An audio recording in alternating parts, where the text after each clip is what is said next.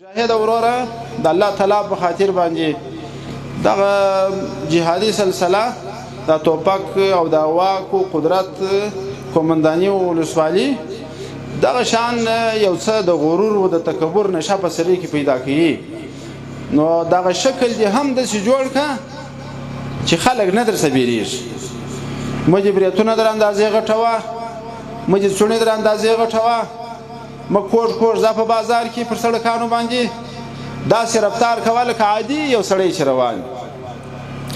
حضرت ابو دجانه رضی الله تعالی عنه پیغمبر علیه السلام په احد کې وویل چې دغه توري حق به څوک ادا کړي. یو صحابي رامخته سو، نیک ور بل رامخته سو، بل رامخته سو. دغه د اسلام زمری شرالی دا توري د تور کړ چې د توري حق زاده کوم. خو بیا چې داسې د کافرانو مخ ته روان دي، سور دسمال تړلې دي، داسې کوش کوش په پایلوچي باندې روان دي.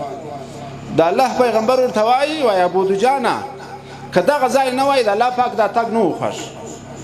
یعنی دغه تکبر د دشمن په مقابل کې صحیح دی، خو د مسلمان په مقابل کې مطلق دا کار نه دی په کار مجاهد لره.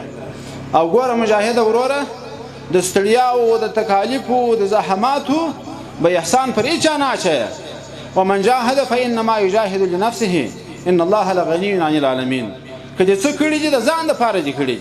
په ورځ د قیامت به ستا هغه مقام چې ماڼۍ به په اسمانو کې یې، ستا د شهادت په هغه درجه یې چې د وینې سره یې ټوله ګناه ورژېږي، ستا د شهادت په هغه درجه یې چې 80 کسان ته د ځانه سره جنت ته بیایې. دا مقامات چې الله درکوي دا تا ته ګټه راځي ده. د خپل دغه عمل احسان به پر مسلمانانو نه اچوې، کوږ کوږ به نه ځې، سمه زندګي به لرې د مسلمانانو سره. نو کوشش وکړئ مجاهدینو چې دغسې حرکت ونه شي خدای نه کړدا چې بیا زموږ ته ظالمان جوړ شي او د ظلم په نتیجه کې بیا دغه په قربانیو ګټلی نظام دا هم بیا د لاسه ولاړ شي. نو رفتار مو مجاهدینو ښه ارام رفتار، داسې رفتار مه کوئ چې په هغه کې تکبر ښکارېږي.